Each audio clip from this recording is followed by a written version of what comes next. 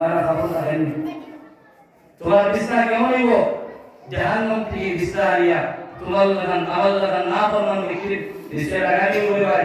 আজকে সমাজের ভিতরে বাবা মা কথা হলে আমার ঘুমাই ধরে না, বসফন না হলে আমার ঘুমাই ধরে না, বাবা মা সুবান হলে পরিকাম করে না। কিন্তু একদিন যে সময় কবর যাইব, ও কবরের মধ্যে গিয়াও সুখ পাইতাম না, শান্তি পাইতাম না। সমাজের ভিতরে আল্লাহর হুকুমে না পালন করার ফলে আমার লাগান ব্যক্তির দিছে জাহান্নাম থেকে এই বেটওয়ার লাগাইব, জাহান্নাম থেকে বেশি লাগাইব।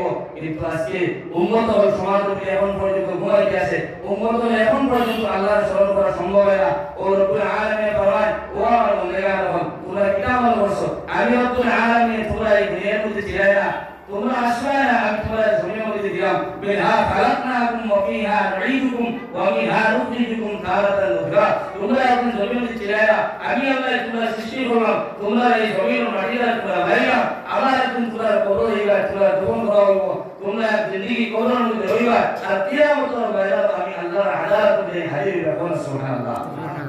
আল্লাহ তোমার সারিয়া দিছেন, সাহাব দিছে, তোমরা বেশ আমি আল্লাহর হুকুম ইমান করিবা, বেশ ইমান করবাম খান দিব।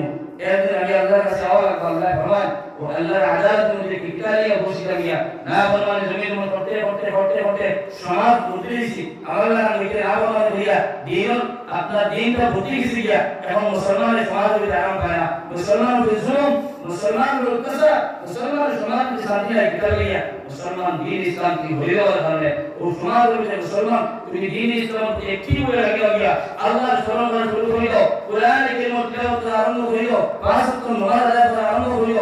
তওবা হলো আল্লাহর আদালত করে আল্লাহ জিন্দেগির মধ্যে যত রকম লাভবান করছে, যত রকম গুনাহ করছে, আল্লাহর কাছে তওবা করো, আল্লাহ মাফ দিব। জমির মধ্যে শান্তি হইবা, জমির মধ্যে আরাম হইবা, মরার মধ্যে শান্তি হইবা, তোমার কবর আমার কবর জান্নাত হইবা। মাকুলান আল্লাহ যেটা মানা, আল্লাহ না ফরমান করে, আল্লাহর জাতের কসম করে ফেলে সমাজের ভিতরে তার কোনো ইজ্জত থাকে না, তার কোনো সম্মান থাকে না। মাননেওয়ালা মানুষের ইজ্জত কে দেওয়া ইজ্জত? আল্লাহ দেওয়া। তুইজ্জু মান তাশা ওয়া তুযিল্লু মান তাশা। ইজ্জত দেওয়ার জাত আল্লাহ, সমাজের ভিতরে ইজ্জত দেওয়ার জাত আল্লাহ। তুমি আল্লাহ মানলাই, সমাজের ভিতরে তোমার মানুষের ইজ্জত দিব, সম্মান দিব। আল্লাহ কি আল্লাহ না ফরমান করে 24টা ঘন্টা আল্লাহ না ফরমান করে দিয়ে এইভাবে সাহায্য দিয়ে কোন আমার ইজ্জত দেয়া, সম্মান দেয়া, এটা আল্লাহ না ফরমান করে। এই জন্য কোরআনে ফরমায়, নবী আপনি আপনার উম্মত করে যায়, সাহাবায়ে কেরাম তিনি আপনি আমার পর্যন্ত উম্মত করে যায় ভাই, তার সমস্ত উম্মত হলো ঘোষণা দেয়া দাও, তারা যেন জমির মধ্যে কোরআন কারীম তেলাওয়াত করে যায় ভাই। প্রথম যে তেলাওয়াত করে যাব কোরআন কারীম তেলাওয়াত করব, এটা আল্লাহর নবীর সঙ্গে সম্পর্ক করে ভাই। এই কোরআন কারীম আয়াতগুলো আল্লাহ বলে ভাই, আল্লাহ কোরআন কারীম তেলাওয়াত করে দাও ভাই। তারপর যত বেশি বেশি করে জমির মধ্যে তেলাওয়াত করে দেবে ভাই, তত বেশি করে তোমার ভালো হবে ভাই। গরমে তেলাওয়াত করবা, গরমে তোমার রহমত বর্ষিত হবে ভাই, তোমার রুজি রুজির মধ্যে ভালো হবে। সুবহানাল্লাহ। তেলাওয়াত বেশি বেশি করিয়া যাও, কারণ এখন আমাদের তেলাওয়াত করা তার পিছনে 10 নেকি তো হবে ভাই। বিশ্বনবী মুহাম্মদুর রাসূলুল্লাহ সাল্লাল্লাহু তাআলা আলাইহি ওয়াসাল্লাম ফরমান, উম্মতের সময় একবার তেলাওয়াত করবে ভাই, তখন তোমার পিছনে 10 নেকি হবে ভাই। আর সামনে রমজান মাসের মধ্যে যে ব্যক্তি তেলাওয়াত করবে ভাই, একবার তেলাওয়াত করার কারণে 10 নেকি তার আমলের মধ্যে রইব। সুবহানাল্লাহ, সুবহানাল্লাহ। রমজান মাসের মধ্যে অফার আছে, এখন পুরো রমজান মাসের মধ্যে তেলাওয়াত করতে পারি না, ব্যস্ততায় লাগিয়ে আমি কাজে লাগিয়ে রমজান মাসের মধ্যে কমপক্ষে ব্যস্ততা কিছু কমাইয়া, কিছু ডিউটি কমাইয়া, ওভার ডিউটি না হইয়া, রাত ডিউটি না হইয়া, কমপক্ষে এসে ডিউটি হইয়া আপনি কোরআনে কারীম বল, আপনি তেলাওয়াত করুন। এরপর রমজান মাসের মধ্যে একই সপ্তাহে বেশি বেশি করে আপনি নামায়ে আমল মধ্যে পুঁজি বানান। প্রত্যেকটা জায়গার মধ্যে পুঁজির প্রয়োজন আছে, জমির মধ্যে পুঁজির প্রয়োজন আছে, পুঁজি ছাড়া আপনি খাবার করতে পারতেন না, পুঁজি ছাড়া আপনি লাভবান হতে পারতেন না। সেইগুলো আপনার মধ্যে পুঁজি লাগবো, এই আলাদা পুঁজি ও জমির মধ্যে বাড়াইতাম, কিন্তু জমির থেকে রেখে আছে, জমির মধ্যে জমা করে আল্লাহ যেটা তেমন কোনো পুঁজি বাড়াইতে পারলো না, ওটা তুই লাভ হয়েছে গালিয়ে করবো, কোনো পুঁজি বাড়াইতে পারলো না, তো লাভবান কেন হইল?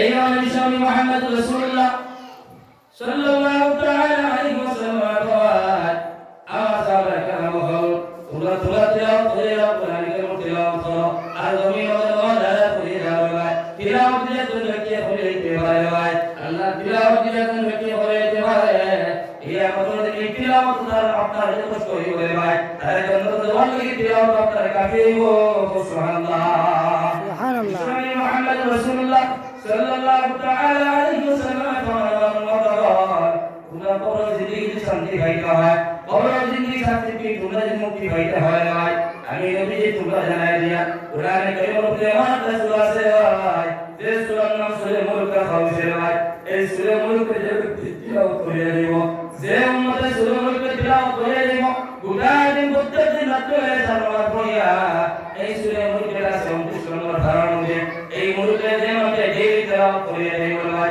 আল্লাহ যত কসম করে বলিয়া দেয় এই উম্মতের কবরের মধ্যে কোনো ধরনের শাস্তি হইতো না সুবহানাল্লাহ হাই মার আছে কত হাই মার কারণ কবর গুনাহগার ব্যক্তির কবর মধ্যে একটা দুটা রায় 70 থেকে 99 টা সব গুনাহগার ব্যক্তির কবর মধ্যে থাকে এমন বলতাম সে একদম মানুষের কবর কত বড় থাকে মানুষ বরাবর ও মাত্র ডেড বডি কোনো হয় একটা বাড়ি মানুষ কাম না তাহলে সাহায্য করুন কিন্তু তোমার সাহায্য কবর বানাইও এরপর তোমার নাম দেখি আমার নাম দেখি সময় কবর বানাও এই কবর মধ্যে জায়গা আছে কোনছে বাস দেওয়ার মধ্যে মাটি দেওয়ার জায়গা আছে কোনছে ও কবরের মধ্যে একটা না দুইটা 99 টা সাপ 99 70 থেকে 99 টা সাপ ও কবরের মধ্যে খান দিয়ে বসেন কি অবস্থা আজকে আপনার ঘরের মধ্যে আমার ঘরের মধ্যে একটা ছোট্ট ধুলা সাপ দিই আমাদের এরপরে ঘর লাগে ওটা সাপটা বারোটা আসেন না এরপরে রাত্রি ঘুমাতে আটটা হঠাৎ করে ঘুম ভাঙিয়ে এই আমরা সাপটা আমরা বলছি কিন্তু ও জমির মধ্যে ঘরের মধ্যে সাপ মারাইছে কিন্তু আমার ডর করে দেওয়ায় কিন্তু তোমার আমার কবরের মধ্যে এই সময় না পরমানে ভরিয়া দিব